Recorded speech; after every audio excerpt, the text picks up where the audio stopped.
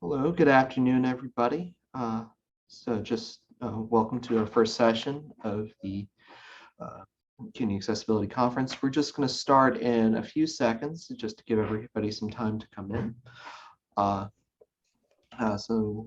Just take your time and we'll start shortly.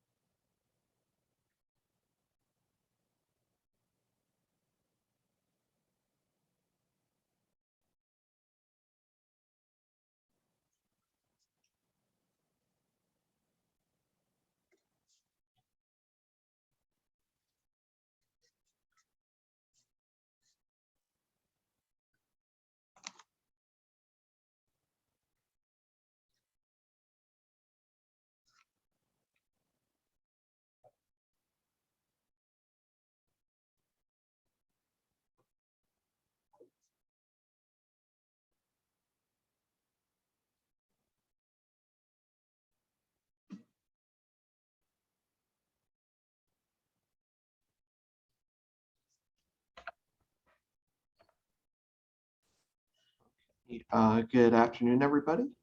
Welcome to the first of today's presentations for the 13th Annual CUNY Accessibility Conference. My name is Kevin Corbran. I will be your moderator for this session.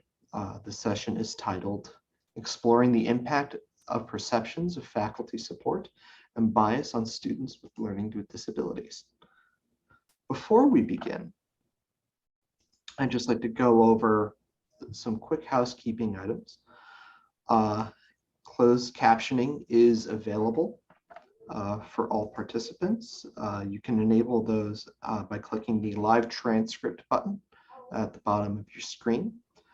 We also have ASL interpreters spotlighted.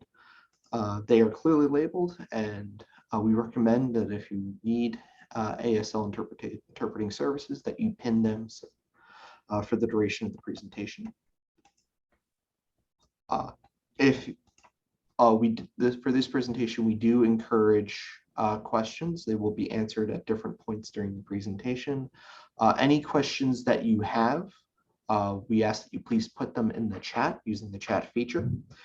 If you require audio or video to ask your question to our presenter today, you please just put that request in the chat, and one of our panelists here will assist you in whatever you may need.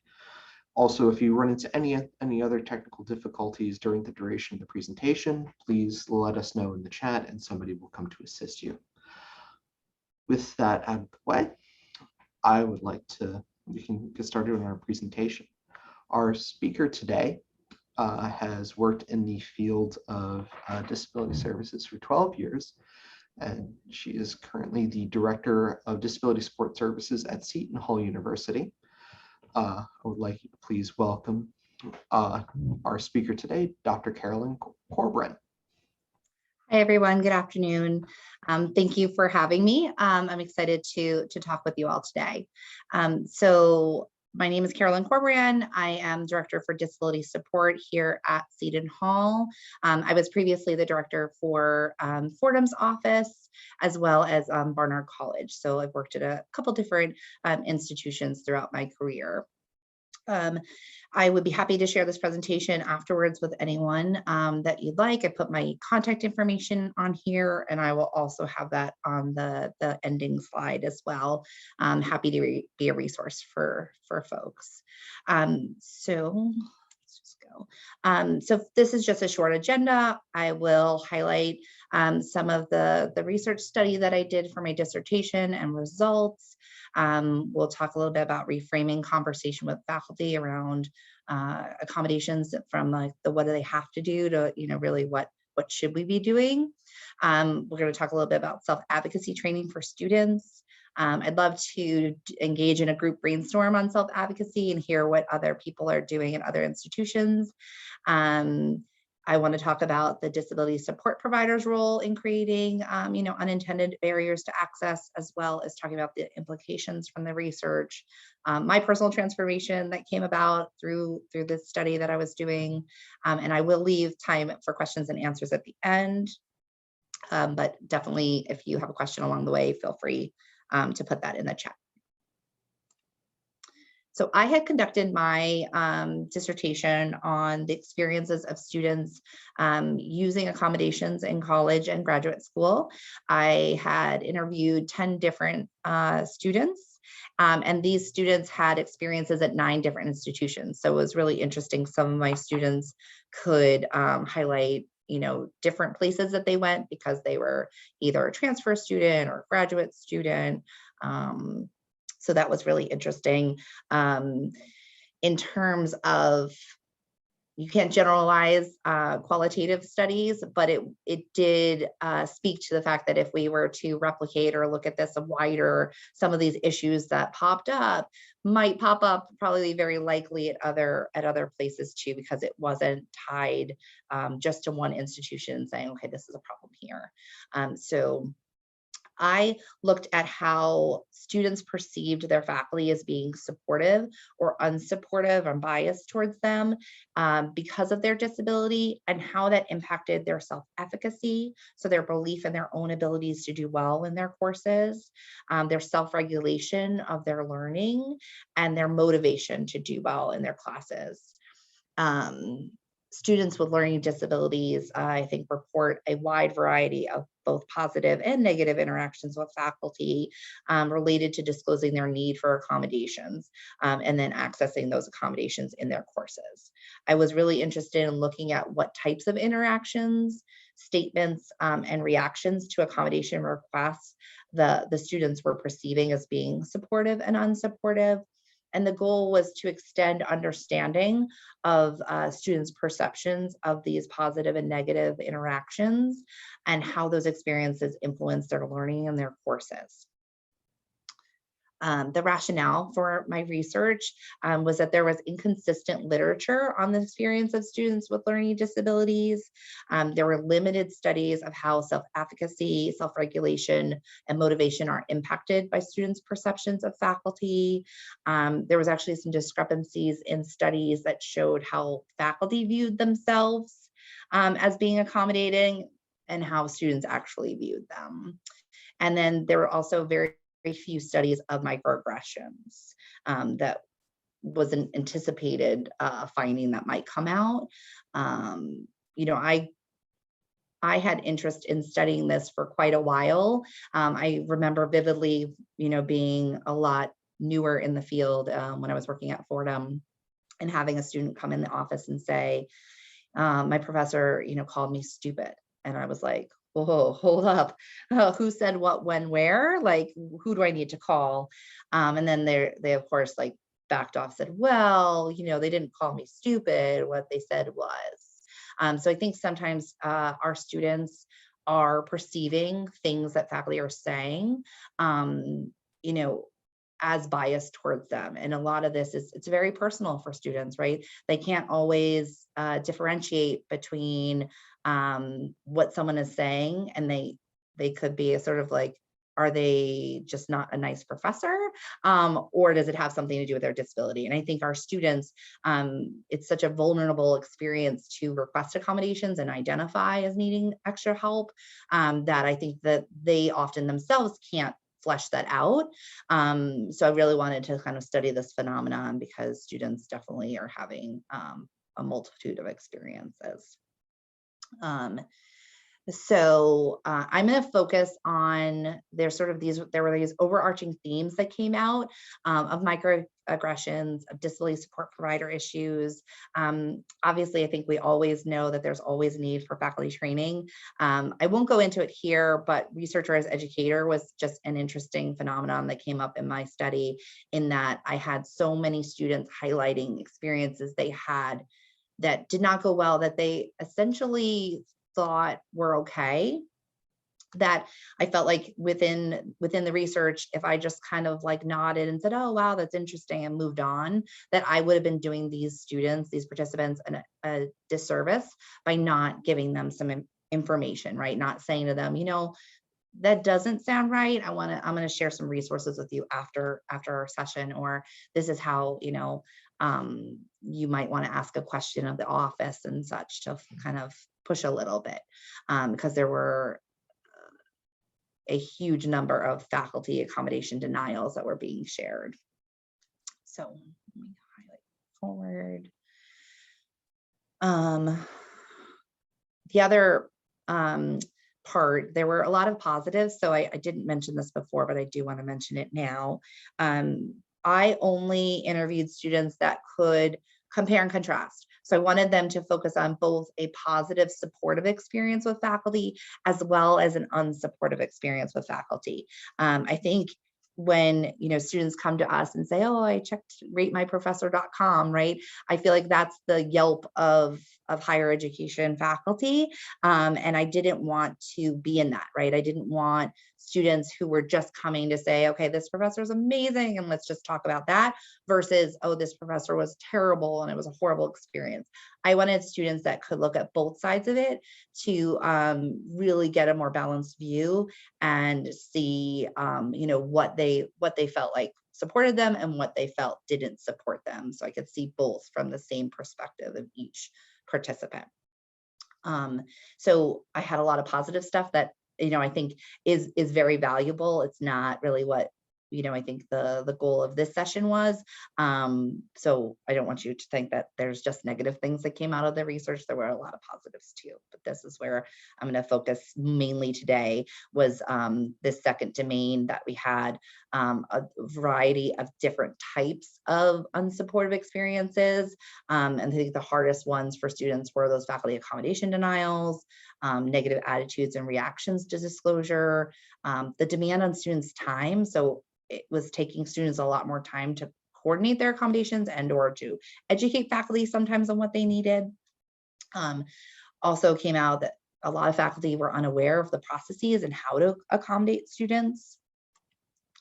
There were faculty disclosures of student accommodations shared, impact-centered unsupportive experiences, students' reluctance to disclose because of previous experiences that they may have had, awareness of issues of student yet unsure how to resolve. So a lot of students came to the conversation and said, this felt wrong and I didn't, but they were telling me something else. So like they knew that there was something not right there, but they also didn't know how to rectify it. And so a lot of them just really didn't. It kind of, to no fault of their own, it was continuing. And then there was some impact for underperformance and low motivation. So overall, the results were that most of the students were very motivated to prove their professors wrong when they had unsupportive experiences. So they did really want to work hard and do well. But for some students, there were this underpinning of, well, if they think I can't do it, or they're just, they're not really even grading my papers. It feels like every paper is graded the same exact grade. What's the point of working above and beyond? Okay, so I had so many really amazing statements made by students. So I had to kind of pull them in. And obviously I'm highlighting a couple here for us today as sort of case examples, but I will read through it. So this was an example of a denial of an accommodation, as well as one that I coded as a disability support provider issue. So they, as involving the office, saying the disability support office, were just saying, oh yeah, we totally understand your concern, like whatever, but they didn't really help. They were just saying, oh, well, the teacher basically of the class itself has the final call. And they were saying, can't really change any quote unquote fundamental aspects of the course. So their argument was that the fundamental aspect of the course was that this lab has a set time, and once it's over, it's over. No one gets extra time. You just get as much time as the other students.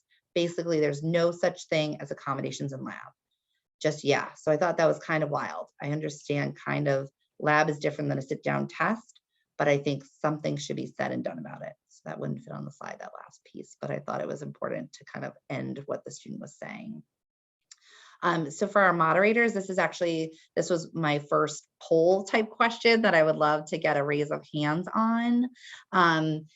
Do you at your institution have a process in place for students to use accommodations such as extended time in a lab setting? So I would ask that if yes, you raise your hand. If no, I think we have other like emojis on here. Maybe you could do, sorry, I can't see it right now because I'm sharing my screen. Is there like a thumbs down, I think, if I recall? So if you don't mind participating for just a moment, it'd be nice to get a sense of that.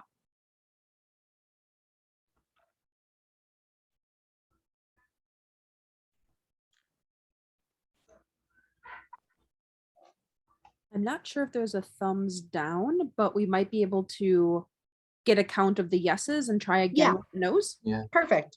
So as of right now, we have 6 yeses, or 7, 8 yeses. We have 1 no in the chat.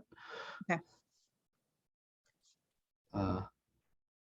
And 2 no's, 1 not applicable, 3 no's. All right, we're getting no's in the chat, so that's a fine. Perfect. Okay. So this is great. I'm glad I brought this one up. So I actually want to share a personal experience of growth in this area. So when I was very new in this field, I had a student ask me about extended time on a lab exam. And at that time, I was the assistant director. And I had asked my supervisor, who essentially said the same thing and said, nope, lab is fixed time. We can't extend. There's no extra time. And I accepted that as the answer, right? This was somebody who was my supervisor and who had more experience in the field than me. So they know, right? Okay, and move on, right? I told the student this. You fast forward to 2018, I had taken a new role at Seton Hall. I was the assistant director for our new health sciences campus. And so I was working with our nursing program, our physical therapists, our physician assistants, our medical school. And I had a student who asked about lab accommodations, and I said, let me look into this. And I did some research and realized that this was happening. And so we had an anatomy lab situation. So I called the professor, I talked to them. There was some complaining, because they, based on being a shared lab, they would set everything up very early in the morning and then kind of run through the whole day, group after group to get everybody in. So there was some complaint there of like, oh, well, it's going to take me more time that I'm going to have to be there.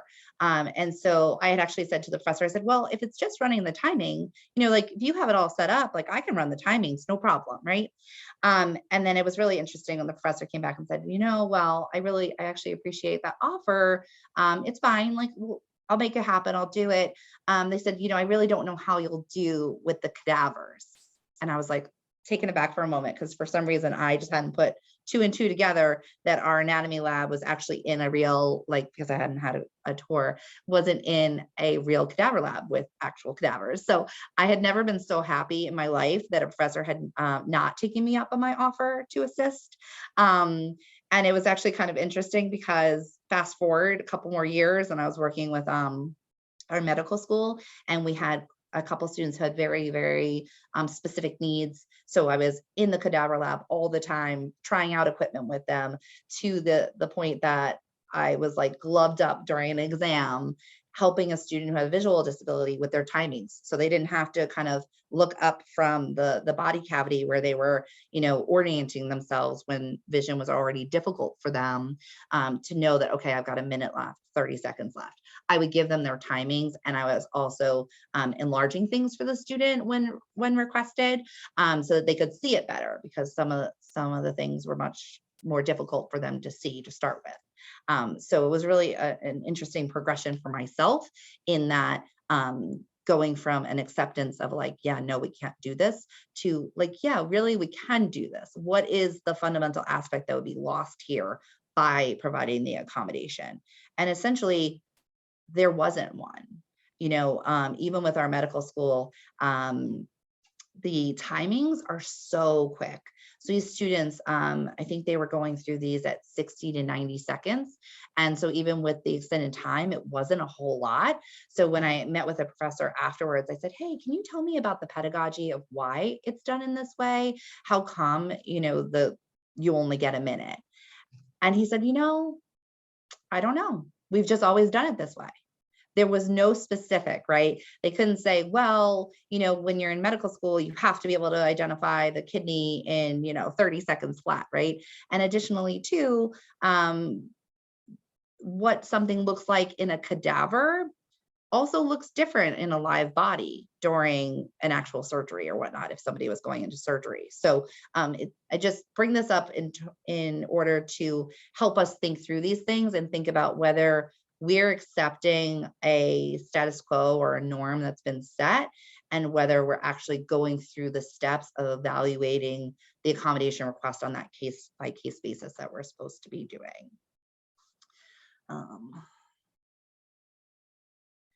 This was another one that came up that was a microaggression where the faculty member was questioning career path fits, where I coded this in my research.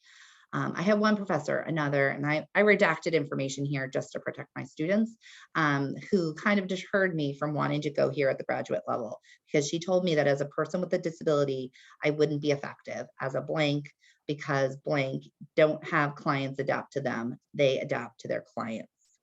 So the context of this was a student who did have a physical disability, and the student was going into a field where they might have worked with children as one population that they would work with. And so with that population, you probably might sit on the floor, sit in a smaller child-sized chair. And as a disability support provider hearing this from the student, this is something I would have wanted to have a conversation with the professor about if I had known about it.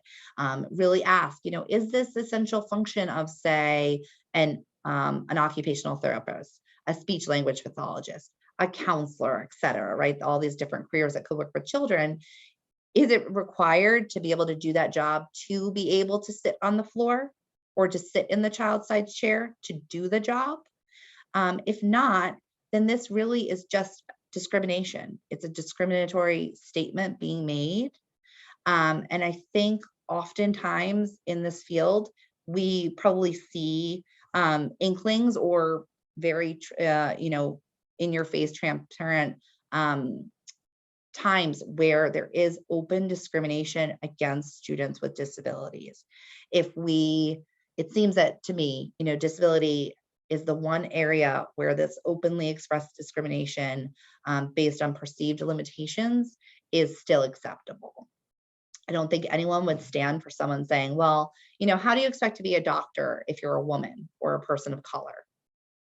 But yet we often hear about it with students with disabilities. And one thing that really strikes me is I often hear about it from faculty, this like air quotes concerns about accommodations being framed into how well, how successful is this student going to be on, say, passing a board exam if they can't use the accommodations you're providing to them here. They'll say things like, we wouldn't want them spending $100,000 to then not pass a board exam, to then not be, quote, the X, Y, or Z field they're training to be in. And I always try to bring the conversation back to the person that's expressing this concern to me, to focus on what our role is, right? Our role as disability support providers in an institution of education is to focus on what is the accommodation need of the student for the educational environment. That's what we're responsible for. Of course, we always speak openly with our students if we know an accommodation might be seen as a fundamental alteration for an external exam. We might not be able to control what that external exam review that the the testing companies or the USMLE or any of the, the bar exam folks. We can't necessarily control what they're going to say. But in our experience, if we use our interviews with students, we use their documentation, we describe clearly what the barrier is that the accommodation is actively reducing for a student, then I think it's really unlikely that we're creating an accommodation that absolutely would not be supported, say in an external exam. Because within our role, right, we're always working to not provide accommodations that would fundamentally alter the curriculum. So I feel very confident that I can stand behind those decisions. And oftentimes I think it's really interesting because there's a lot of evolution in this field.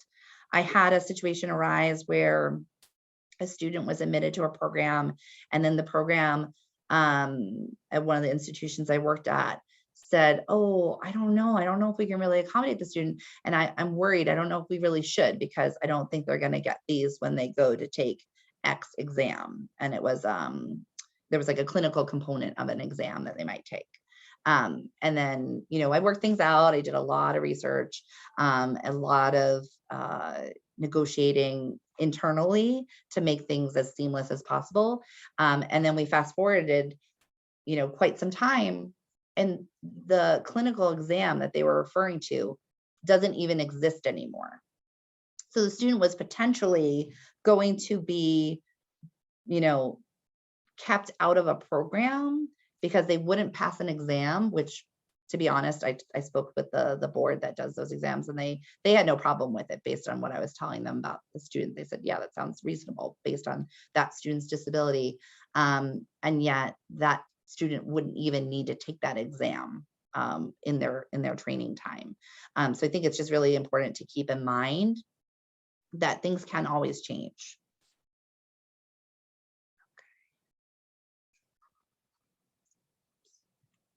Okay, this is the third one I want to highlight. This was an example of a student who was requesting occasional absences in a class, and the professor had said no to them. The disability support said that they had discretion in this. They didn't explain to the student if there was a reason that attendance was mandatory for this particular class, right? That's how I would be evaluating it, to see if something had gone wrong. And then in that case, right, explaining why the student couldn't be accommodated. So again, they here is the disability support providers. They said they could try to talk to the professor, which they did. And that's actually, I should have said this earlier, that's actually how I got the one away from failing instead of just failing, was because they talked to him and they gave me an extra day before failing. But I still got points taken off my grade, a letter grade down, which they couldn't do anything about. So they weren't standing, they did help me out, but it was kind of frustrating. They knew everything because the teacher said no to that. The professor said no to my accommodations. They basically couldn't do anything about it, which is frustrating. So I think that in the context of this new area of post-COVID or mid-COVID, I don't know exactly how we all want to categorize where we are nowadays, but it brings up a new arena that I think we're probably all grappling with a little bit in terms of the possibility of remote attendance.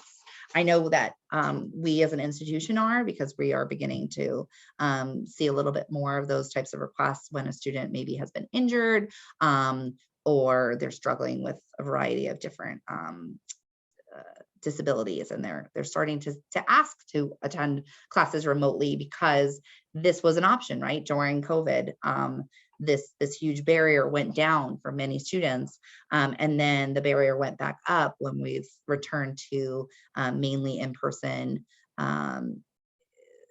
instruction at a lot of our institutions. So granted, it can be more work for a student, not for the student, sorry, for the faculty member to have them attending remotely and in person. I think there are more technological hiccups that come up as well.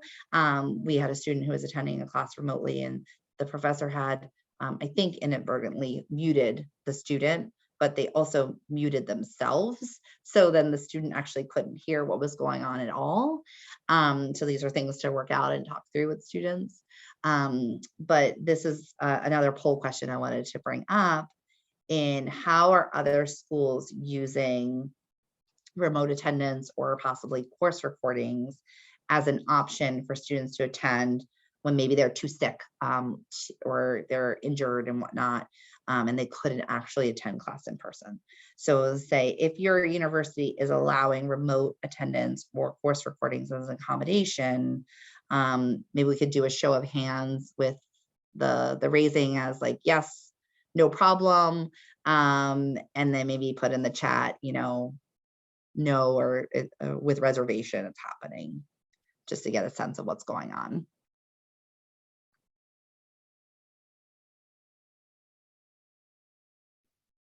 All right, I'm just keeping an eye on the chat. Yeah, thank you. For some people posting no or complexities. And I think this is a more complex area, and I think Right. I anticipate we'll see some evolution in it over time. And there is a question that came up about whether it's the college allowing or professors allowing, which are kind of two different things. So the way we're handling it right now is we came up with a set of questions for remote attendance. And so if a student is asking for it, we're asking their doctor or their treatment provider to weigh in on some very specific questions related to the recommendation, so we can assess it. Obviously, we do an intake meeting with our students, or we would do a plan update meeting to discuss the new request and how it's coming forth. Because it's not standard, we are consulting with department chairs and or faculty to find out about the class. So tell me a little bit about your class. Could remote attendance work? Would there be learning objectives that the student would miss by attending remotely? Can we think creatively about this? There's a variety of people we've kind of gone through this with. And there's been a couple times it hasn't worked. I had a student who was in a day treatment program, and so they wouldn't have enough time to go from where they were getting this very intense treatment that they needed to get to campus to attend a class. So if it was just a lecture class and, they could either review the recording or just log on online from their day treatment program, they were not having to leave the semester. Now we couldn't do it for a lab. There was a lab that a student was in, and there's hands-on materials. There's materials you can't replicate remotely. So we were able to accommodate a student with faculty buy-in on the majority of their classes, which saved the student from having to take a medical withdrawal for the whole semester to get this treatment that they needed. So I think obviously it's very case by case, and they are complex. All right, a little more feedback. We had one person just say yes, raise their hand for a yes. We had a number of, with stipulations. So it depends on whether the course is designated as in person or if it has remote or hybrid options. Others have worked it out on a case by case basis, and still others, we're not allowing it because this is an in-person accredited institution. So it kind of goes across the whole board, from yes to case by case to only if there is a hybrid element to absolutely not. Okay. And I think this is probably what the field is going to be like for a bit. And it's something that we've kind of evolved with a little bit, because when it first came out, I was getting that from the higher powers at here as well. And I think that they've kind of softened a little bit as I've given them some more information. There's an interesting, I don't have it off the top of my head, but if anyone's interested in it, I will find it and share. But OCR recently had a case around this, and it was really interesting to me because we work with some clinical programs, and it was around a college of nursing. So it was the first that I'd seen where OCR was weighing in and saying, well, is it actually a fundamental alteration? So I think it's just one that we should all be keeping our eyes on right now. So taking this back to where this initially came up, right, pre this COVID and remote conversation, when absence conversation comes up, and a professor says, no, I'm sorry, this won't work for my class, we do want to speak to them about their course. So we'll ask, what's the format? What does a typical day in the class look like? What are the expectations for student participation? Are there elements of the class that could not be learned if a student attended remotely, or if a student missed a class and they're just, being absent that day and completely missing the session? And we use this then to guide our conversation to see, can we creatively think with the professor about how to accommodate the student with maybe a few extra absences if it was disability related? Obviously, as we discussed a little bit before, if there's a lab and missing class means they missed the actual lab assignment, there's going to be an impact on their grade. In those classes, it might not be possible to provide additional absences. But these are how we look at it and try to work the steps. That's what I tell my team. I was like, well, let's, even if we think the answer is going to come out as a no, there's no harm. Let's work the steps. Let's evaluate the request as if, it's the first time it's come our way, because like I said, things can change, and we need to treat each student coming to us as an individual and assess their request, and not just say no because it was no before, it was no for another student. If you have one more moment, there was one question a little more specifically about if you could address how if you have worked with a faculty regarding absences in a practicum, which is a little more advanced than just missing a class. And this person had said that they've worked out incompletes for students to make up later, but I was wondering how you handled that. Yeah, so that's so far I've done it for students who were in like our OT program, in our student teaching practicums. This has come up a little bit, and we've done the same thing. So if there's a requirement based on accreditations, which a lot of these are, right? You have to do a certain number of student teaching hours in order for them to really sign off and say that you're ready to go out and be a teacher, right? Or you need to do a certain number of clinical hours to say that, like, yes, you're ready to be an OT. We can't necessarily reduce that for them, but what we can do is extend it, give them additionally maybe more time. So we've done in some of our programs, we've talked about, call it ramping up. So maybe they start at a lesser number of hours and then they ramp up over their time to be able to do a full week. So we've done that in our PT program.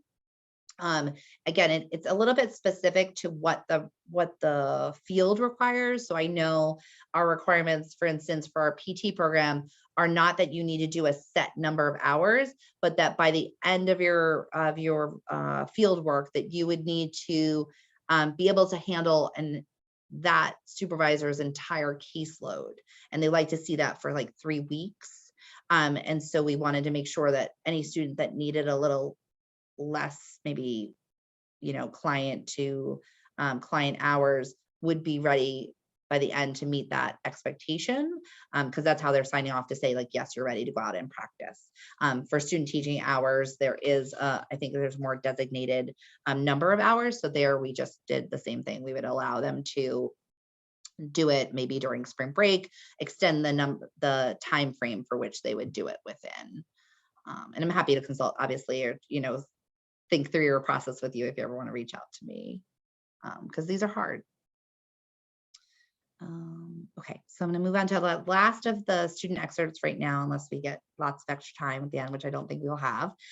So I had a student who had been hospitalized. So when I was in the hospital for that week, like I said, I had given heads up to both my professors. One of them had given me the week off of discussion boards, and we had a paper due that Saturday. I was in the hospital from Monday to Sunday. I was hoping I could get an extension until Monday from my professor, but I didn't really know if I should be requesting or if I shouldn't be requesting to use the accommodation, or say I'm going to use the accommodation. My professor said, well, you knew about the assignment, so I don't see why you need an extension. Well, she said, I don't see why you need anything else besides the week off the discussion board. So I think you should still be able to get your paper done on time. So this actually is going to lead us quite nicely into this next section about self-advocacy and that training I want to talk about. But this is an area I think in terms of compliance with accommodations that we see a lot of big issues with, is a denial of extension requests. And recently I had a really interesting conversation with a professor who was actually writing to students telling them that the accommodations were actually recommendations and not requirements. which I clearly educated him was not the case, that we needed to talk through that, and that issues needed to be, worked out with the office and not the student. So when it comes to extensions, I usually hear a couple things. I hear one, this exact thing. The student knew about the assignment paper all semester, so why should they need an extension? And two, it's unfair to other students. So the unfairness one always really gets to me, because an accommodation of some extra time has nothing to do with another student. It's unfair that many of our students have to work 2, 3, 4 times as hard to do the same work. It's unfair some of our students have dyslexia. They need more time to read the same information, right? To do the same work. Sometimes we have students that might have a medical condition, like this student, right, who needed to be in the hospital for a long week. I'm sure that wasn't a very fun week for them. They might have migraines, they might have seizures. And so, they might have missed multiple days of working on an assignment. So it's not even extra time so much that they're getting as sort of a replacement of time, and giving a little bit more leeway in allowing them to do that.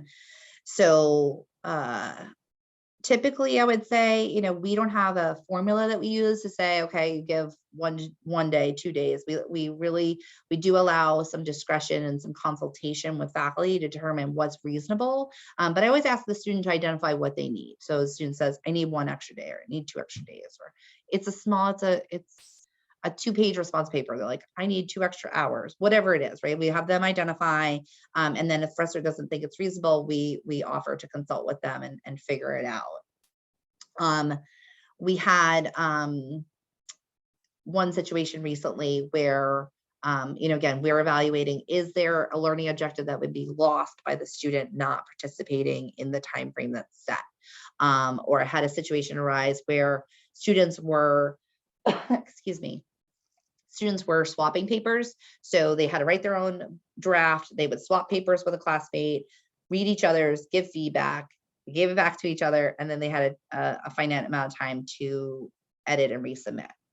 So if, student A isn't done with their paper, obviously they're not quite ready to read student B's paper. And then there's sort of the cyclical event,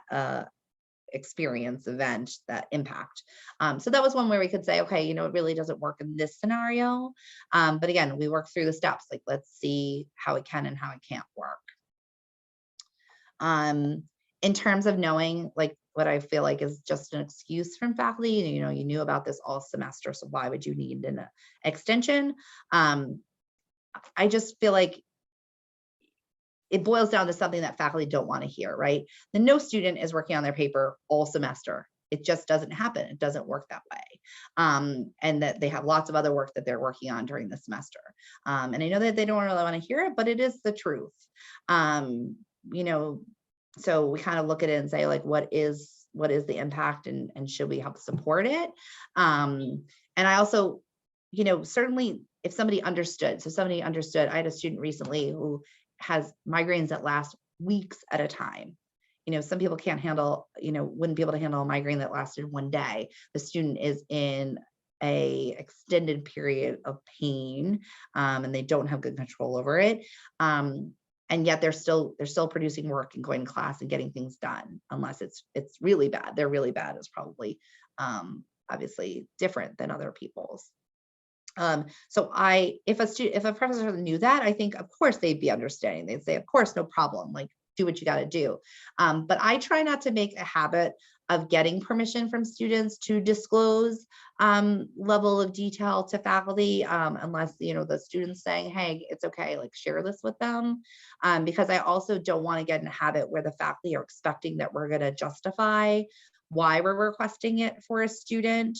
Because obviously then I think there's the ability for them to make decisions of, like, well, yeah, that I'm on board with that because that seems really severe, versus I don't buy that excuse, and I don't think that really necessitates that. So I try not to go there unless I really, really have to. Or unless it's a really persnickety faculty member that we know is going to be particularly difficult to work with. But I try to start with just the basis that this is something we've vetted through our office that the student is eligible for. Let's talk about how it might work in your class. Okay, so this is going to lead into self-advocacy training for students.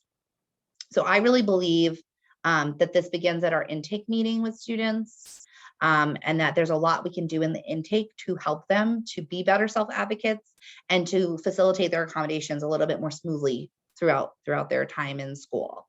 And then I also believe that self-advocacy does not equal negotiating accommodations. That is our role. I always tell students, I'm like, you have a responsibility to identify the need to faculty. But if faculty tell you like, no, sorry, I don't accept extensions, or, extended time doesn't work in my class or for quizzes, that's our role to get involved and help educate the faculty member and talk through it to see, is it really something that can't be accommodated? And if so, we're the ones that need to be telling the student, like, this doesn't work in this class for X reason. And then I'm gonna talk through like how we can facilitate the accommodations when issues arise. So in the past, I used to tell students, well, if you have any issues using your accommodations, please let us know. We're here to help, right? A very, a helpful statement to students, but vague. And that's what I was doing for many years. And I realized that I don't think the students really understood what exactly they meant.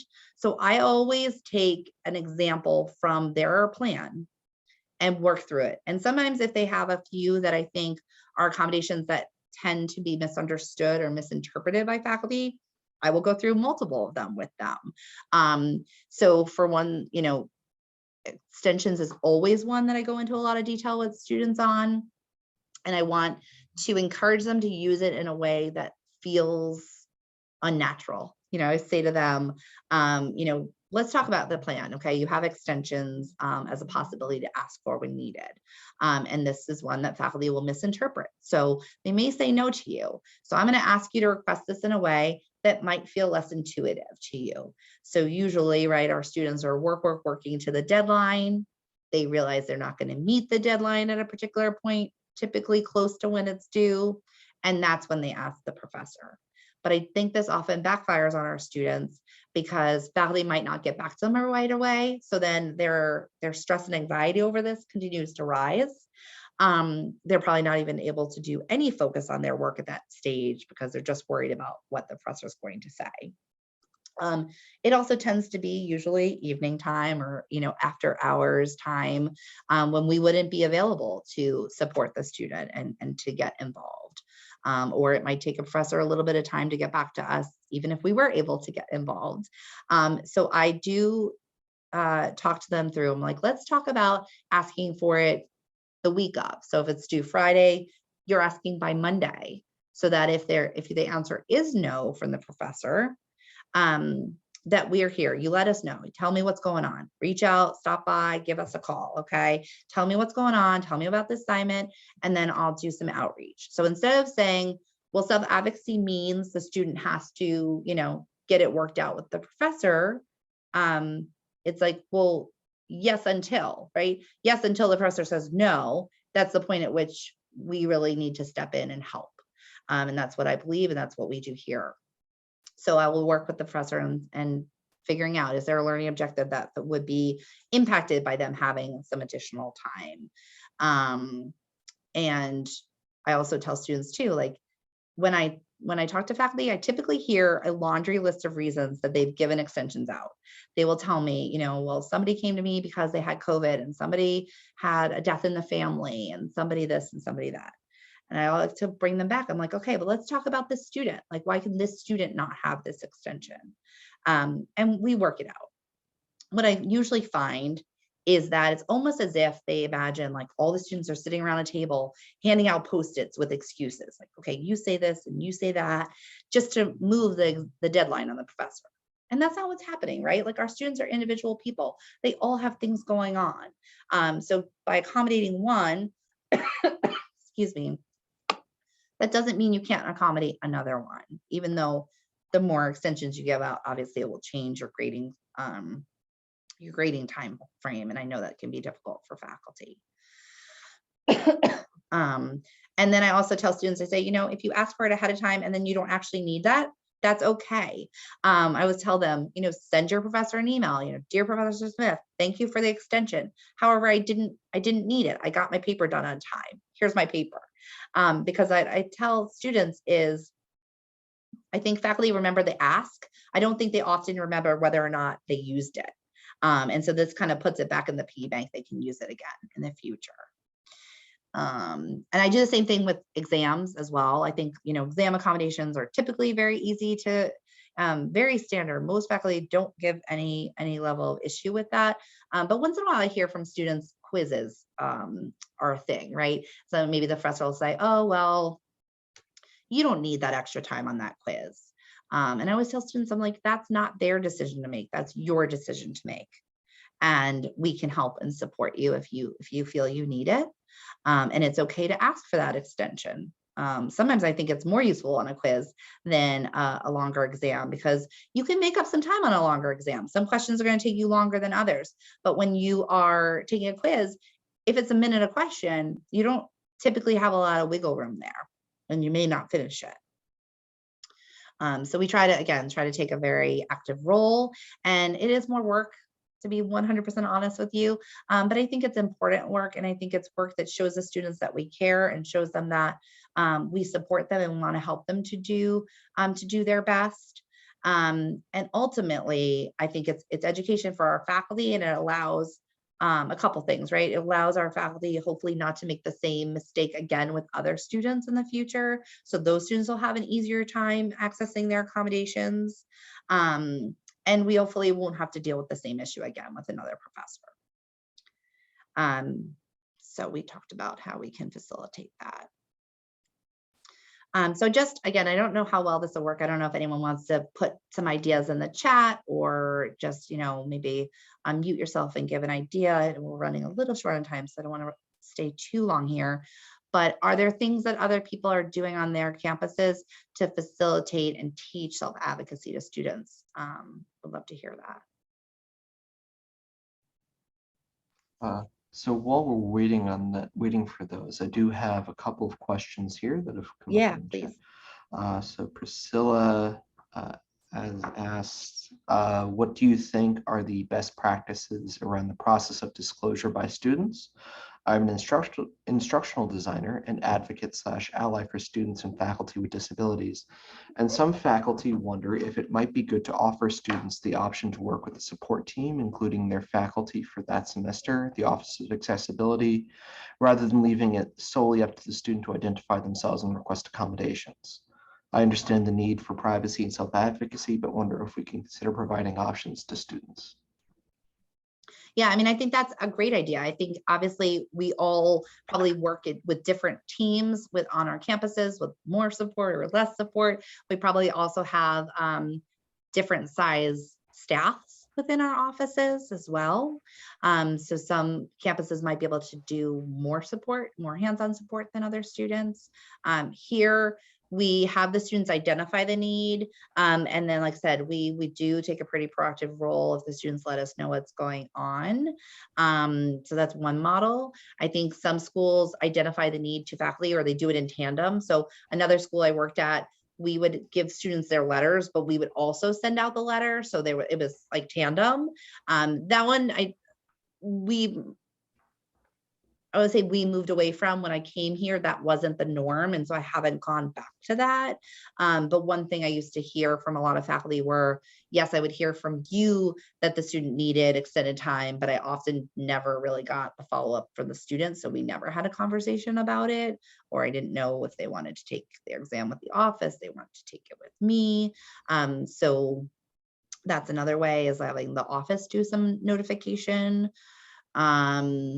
But I think that, working with a team, especially if it's around assistive technology or other types of, more something they need from a faculty member, like they need a faculty member to enlarge PowerPoints or different things of that nature, or advanced materials.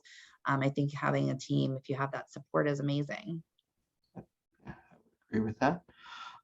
And before I get to the second question here, I just want to remind our attendees, we do have this prompt here, what do you do on your campus to facilitate and teach self-advocacy? So if you have any suggestions, please put them in the chat, get to them as they come up. But this second question here that came up during the presentation from Samantha, all of this hit close to home because I've been told no with some accommodations because the class is online and I had a syllabus and should have planned better. Through the whole semester, my accommodations with this one professor were extra stressful for me, and I ended up with an incomplete in the class. What or how should I handle something like this? So I'm thinking this is a student question about your own accommodations. So I'm glad you're here. What I would probably recommend is that you start with your office of disability support or office accessibility, whatever your campus is called, and let them know what was going on. But I would think it's important for you to know what your right is and what your responsibilities are, right? So I generally, and what kind of came up in this excerpt from one of the participants was this not knowing how do I even talk it through with my professor? Do I tell them I need it? Do I ask them if I need it? Do, that language piece of it? So I always tell my students here, I'll say, you want to identify it as you're requesting to use one of your approved accommodations. And you can always attach your letter. So a lot of times I'll tell them attach your letter again, say, I want to request to use my approved accommodation of an extension on this paper. I need one more day. I always tell students too, I kind of call it little guns and big guns, right? The little gun is you can CC me on it. I welcome our students to CC me on anything they want to CC me on. Sometimes I think seeing the office on an email might garner a different response, which shouldn't, but it might. As well as the big guns, right? So if they say no to you, they say, no, sorry, it doesn't work. Then bring me in, right? Forward it to me, let me know what's going on, and I'll take it from there. And I would hope that other campuses would do that too. But if they're maybe not offering, ask, I'd ask, is there, by my asking for an extension on this assignment, is that a fundamental alteration to this course? It's okay for you to ask those questions because your person should be able to answer that, or say, what I would say is I don't know for this course, but I need to find out. So I'm going to talk to the professor. Sounds good. Yeah. And I don't know if we also don't get conversation on the self-advocacy of what's happening on campus, that's okay. We can kind of move on. That's it. We do have one response to the prompt here, Okay. which is that clubs and organizations for students with disabilities are a great resource because sometimes the students learn best from each other and explain things to one another in terms that they understand. Okay.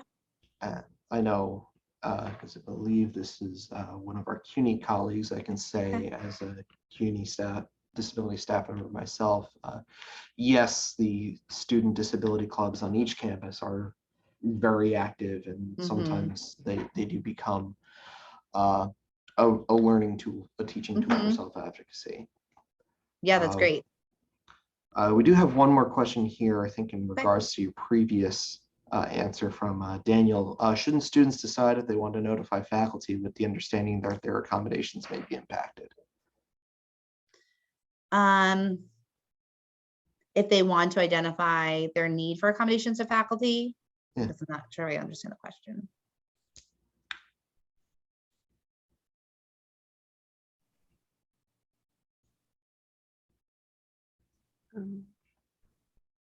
Yes, Daniel, if you could clarify, you can place your clarification in the chat if necessary. We can come back to Okay. it too. So put them on docket. Okay. Make sure we have enough time at the end for some questions too. So the part of my research, obviously I expected to find things that faculty maybe weren't doing perfectly, and I expected to find things that they were doing that were very helpful to students. What I don't know if it was just my me being naive, but I just didn't think that there would be disability support provider barriers that came up. And so it was really interesting to me, and something that really helps me to sit with it and think about this. So I think all of us that work in the field all here to help students, right? We all go in this work and want to support and help our students. But just because there's, an unintentional impact on a student doesn't mean it's not harmful for the students.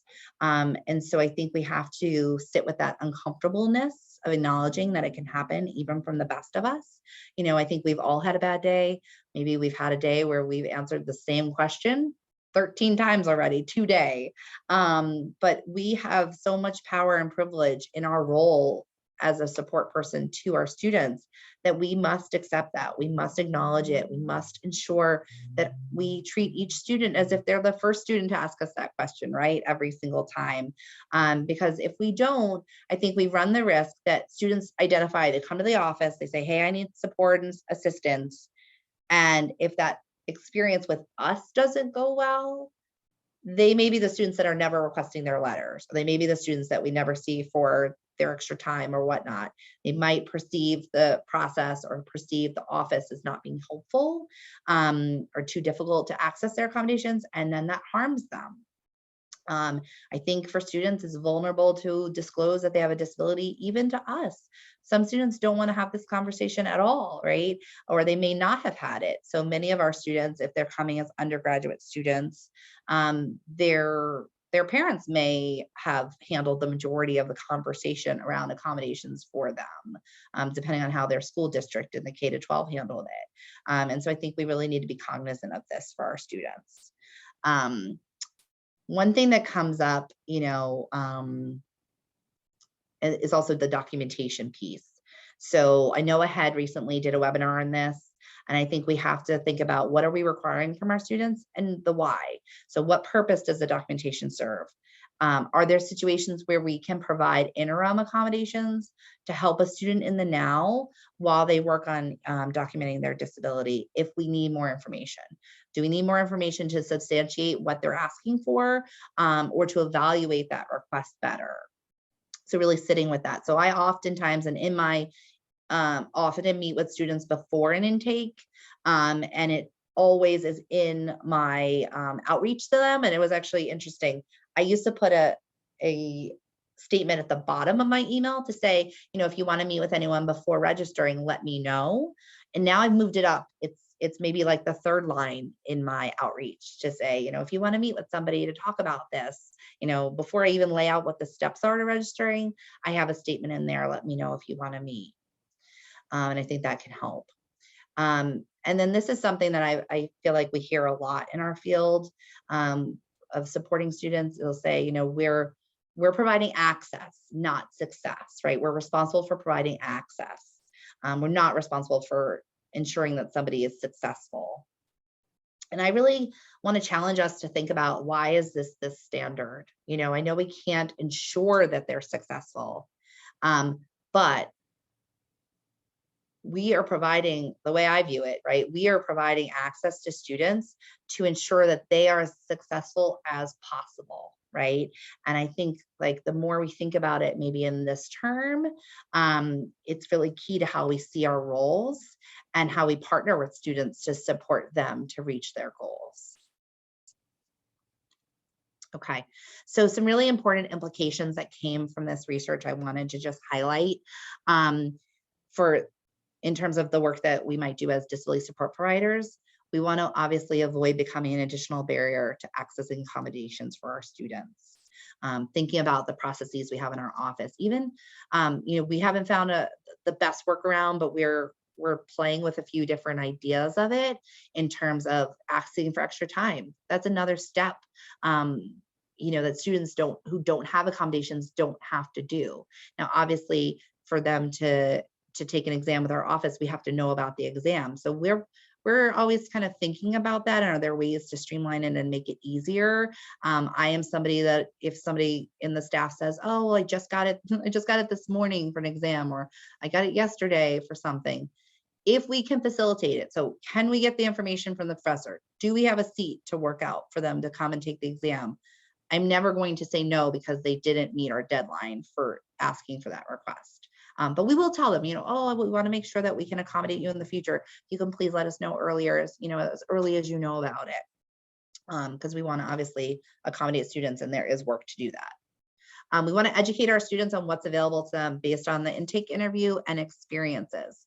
And so a lot of students don't necessarily know what they need, or they don't know what's available. And I think part of our role, if we really do it to the best of our abilities, is to have an open conversation with them, and some of that is educating and asking them questions to field out. So one change we made here when I took over as director, it was that previously, if a student had asked for park, so they might have asked to park on campus, because not all students are eligible for parking on campus until they get to a certain class year because of limits to parking. And on there was a statement that would say, you know, do you want DSS to reach out to you about any other accommodations? So typically, a lot of times you would see the no box checked there, so that the office wouldn't do that. I said, we're going to change that. We're going to do an intake with every student who's registering, even if it's just for parking, because you're sending me a piece of paper that says you're going to therapy 3 times a week, and you need parking to have a car to go to therapy 3 times a week. My guess is that maybe there's some further impact of the condition you're going to therapy for than just parking can facilitate. And it's rare that I have a meeting with a student and they tell me like, oh yeah, no, there's no impact in my academics. There usually is, and it's just that they weren't even aware that there were other things that they could ask for, or they hadn't really thought it through and hadn't talked it out with anybody. So just thinking about how we can help, in even when the student doesn't necessarily like put it right out there. I also say, I call it the magic password. Let's avoid the magic password phenomenon, right? A student may not know that, I give the example of note taking. So we've moved a little bit further away from peer note takers, because I think it's not the best way to accommodate many students with note-taking support, but we still obviously provide peer note takers. We have a few different options that we talk through with students, like our smart pens. We have software that can really help them with recording classes and taking better notes, and even transcribing the notes now through Glean, if everyone's not familiar with that. And then peer note takers, obviously. But a lot of times this is something that a student will be talking about issues they're having with academics, and I'll ask them, I'll say, well, tell me about, you know, what you're doing in class. Tell me about your note taking. How is that? And just ask them a question and then see, because we might be able to provide them support there that they're not necessarily asking for. If I just wait to like, okay, well, did they ask me about note taking? Do they bring up that notes are hard for them? That's what I kind of call the magic password, like that they have to know it exists to ask for it. We want to encourage students, obviously, to speak up when issues arise. We want to train them in the self-advocacy skills and things that are related to their accommodation plan, because I think that can really help them to know when to call us in. And then we have to investigate the compliance concerns if they bring it up, you know, to us. I had a student who brought something up. I do coaching with a student, and they brought something up that happened almost a year ago. And it was before I took over the office.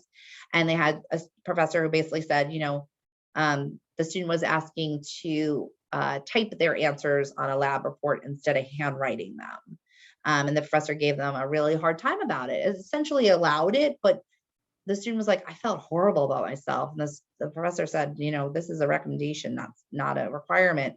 And I talked through it with the professor, who was very taken aback and very insulted that I had brought this up a year past. But the professor had a lot of misunderstandings of accommodations. And so I'm really glad that I had a very uncomfortable conversation for myself with them, because I do think it has helped this faculty member change their viewpoint and think about how they work with students. I also think it's important. I think we often talk about that we need training for faculty. Yes, absolutely. We need training for faculty, but we also need training for students. And I think, like I said, that can start at our intake meeting. You know, we're working on a more robust faculty student training program too. And we, our assistant director here did a self-advocacy training workshop for students with our SGA on campus, and as like a trial run. So that was really great this year, but I think we have to think and brainstorm other ways to train our students, because if our students don't know when and how to ask for help, it really doesn't matter that faculty have the training, because faculty training is an ongoing thing, right? We're always going to have new faculty coming. You're going to have adjuncts. You're never going to be like, okay, check, I've trained the faculty, we're done with that. It's an ongoing process. And then for faculty, right, we want to help educate them on the power and privilege they have in the relationship with accommodations when it comes to students, and that we have opportunities to encourage students to do their best academically by supporting their accommodation needs. Let's tell faculty, you know, what it is, that it is vulnerable to disclose to them, and how they respond makes a big difference in whether they might actually disclose in the future. And then obviously we want to discuss that accommodation denials are discrimination and can be discriminatory towards our students, and we want to avoid them at all costs. Oops. So then, all right. So questions and answers. I know we're like at cap, so people can always send me stuff too. Obviously, I have a little bit of time if anyone wants to stay on and ask questions now. So we have a couple of questions that came in during. So to follow up on Daniel's last question, so initially he had suggested, he had asked that there should be students who decide whether they want to notify faculty that they're registered with Disabilities office, and his clarification was students have the right to privacy, but disclosure of registration with our office acknowledges a disability, and some students may wish to keep that private. As a simple example, does someone with a math disability need to tell the English professor that they're registered with us if they don't need accommodations for that class? Right. Okay. So I think I understand now what you're asking about. So in terms of like when someone had asked about best practices, and I talked about a couple different models that schools use. So at the school that I used to work at, where we did send it out the email as well as the student, we gave them a letter. Students would select which classes they wanted the notifications to go out on, and that because we had a system that would email it out to faculty, so it would only go out on those classes that the students selected it to go out on. But again, I agree with you. I think the students, where we fall now is that the students disclose, the students share their letter, so they are in control of who they share that with. I agree with you. So next we have a question here from Stephen, who just wanted to know a bit more about the professors who use the unfair advantage arguments. They've encountered this before. I think his specific example is that he had a professor who claimed that his office was giving a student unfair advantage by letting him use a smart pen. And he wants to know better ways to respond to that when it comes up from professors. I mean, I usually find that a conversation goes so much better than, I mean, obviously we're all busy, and emailing is sometimes, it's on paper easier, it's quicker, but I find that that's where I get more pushback than if I actually pick up the phone and have a conversation. Now we have, I don't know if other schools have Teams. I feel like, you know, I'll give faculty a try on Teams at times too. And that face-to-face conversation, I think, even more so than like a phone conversation, can go a long way. It's to feel out like, hey, well, tell me a little bit about why do you feel like that's an unfair advantage? So when I think about a smart pen, right, I'm thinking about the student is recording the class. So faculty don't always like that, right? That they could then digitalize their notes, so they could search their notes, they could fill in the blanks. You know, there's ways for students to you know, mark, okay, that was important, or, oh, I missed something, I think I didn't hear that right, and go back and re-listen to sections of the lecture. I find with the smart pens that it's rare that students actually re-listen to the whole thing all over again. So I would really be like asking them for more details, like what part of this is unfair, right? Like they're not doing work by doing this. So I try to like flesh it out a little bit. And also it's bringing them back to reality, giving them a reality check. Because I think so many of them just don't really know. They don't know that someone could have a learning disability and how much more difficult it is for them to process the same information, right? And so they're just doing this on this basis of like, well, you know, extra time helps everybody. And that's actually not accurate. Extra time on exams doesn't help everybody. Sometimes people that don't need it would actually probably do not as well, because they probably second guess themselves. So I think it's, I don't know, it's kind of ignorant, and it's probably not them trying to be ignorant, but they just don't know that much about this.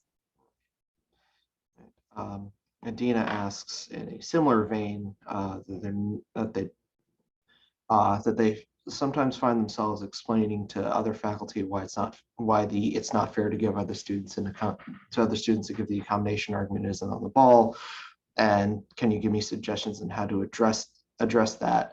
Though I think you've given a few there.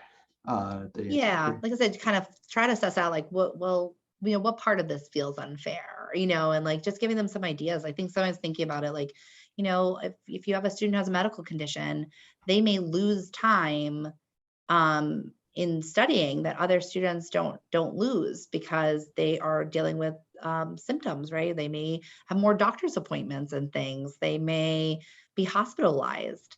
And so, what piece of that is, who's really unfair is it's unfair to our students who are compensating for these disabilities. That's who having a disability is unfair to. And I think just sometimes being blunt with them, hopefully will help, them to think and put themselves in the student's shoes for a minute. So I have the last couple of questions here. Christopher asked, did the research point to any magic words students or staff can use with faculty to secure their buy-in in the accommodations process? No, so I would love to do more research, and I'd love, my initial research idea got knocked down by the IRB. I wanted to do a study where I would look at students with and without disabilities in the same course and in relation to their faculty, and do some faculty interviews and do more of a live study, if you will. Like my viewpoint on that is like sometimes, is a professor just not a nice professor and is perceived to be not nice by both groups, right? A group of students that have accommodations and students that don't have accommodations. And the IRB came back and said, oh, that they essentially categorized faculty as a vulnerable population, which my advisor was like, oh, I didn't see that one coming. That we had to protect them. And it was just so interesting. It was like, well, maybe the faculty don't want that type of study being done. Because there were a lot of faculty who sat on the IRB and whatnot. So nothing like that came out, but we didn't have anything in the study to assess faculty. It was more how the students perceived what faculty were saying. So just somebody chimed in that the magic words for faculty buy-in are the Office of Civil Rights, which is Yeah. true in some circumstances. I think the last question here that we're going to take before we wrap up: what kind of self-advocacy training do you do with students apart from informing them about their rights in the intake interviews? So obviously if students come to us, we will guide them. So I have a student, I will guide them on what the appeal process is. So I had a student who felt like they were being graded unfairly after they had pushed about an accommodation. So a professor had said, no, a student couldn't take their exam with the office here. And it led to an uncomfortable text exchange. I informed the students of what their options are, right? Like I offered and went to the faculty member and said, hey, can we work something out? Like the student was uncomfortable, so they actually didn't show up based on this text exchange and they didn't take the quiz. Can we work out a makeup in my office? The faculty member was like, no way, Jose, like shut it down. So I let the student know, said, hey, I've done what I can do here, but your option is also you can talk with our Office of Compliance. And the student actually did wind up doing that. We wound up talking to the who agreed that there was an inappropriateness of the text exchange. And we talked together with the professor and did get a makeup for that student. And so I like to educate them on what they can do as well. I think none of us want to deal with, right, the magic password of the OCR, right? None of us want to deal with that, but that is a right that students have if they feel like they have been discriminated against. That is something that they have at their repertoire. And I don't think I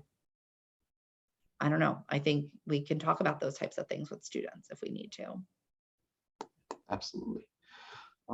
So I think that it's a good place to end our presentation. I'd like to thank, on behalf of the committee, I'd like to thank Dr. Corbran for this presentation. It's very, very informative and thorough. So we will reconvene at 1:45 p.m. with our next session, Thinking Beyond Compliance, using duoethnography to reconceptualize the role of disability in higher education.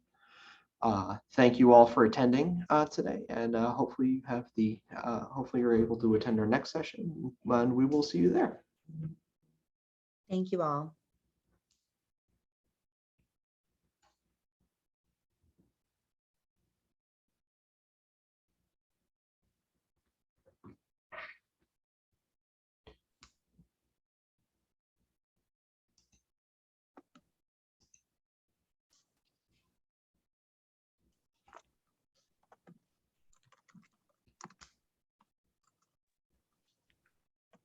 Thank you very much. Yes, thank you very much. Yeah, no problem. I hope there's obviously a lot of information, so then I started. I was like, oh, That's quite all right. Very happy we're recording this. I might have to share this with my colleagues once this is done. yeah, please. Yeah, and I actually think the next session is to grad students who are talking about their personal experiences. Awesome. And so we tried to put this one kind of in dialogue with each other. Yeah. Yeah, no, I love that. Thank you guys for hosting this conference too. Absolutely, Yeah, absolutely. And I mean, it was really good to hear the different points of view on both positives and negatives, Yeah. student experiences, how they deal with, where our offices might be able to do better. Mhm. And also, how we can communicate better, both with students and with faculty. Yeah, and it's not, I mean, I think, it's also nuanced, right? It's not, with faculty have one viewpoint and students have another viewpoint, like the real experience is somewhere in the middle between them. And it's more of like helping facilitate it and communicate through it, as opposed to who's right and who's wrong, right? So, students, a lot of times they perceive it a certain way and their perception is their truth. And so we have to start there with them. And I know it's so much, it's a lot of work, but it's rewarding work. So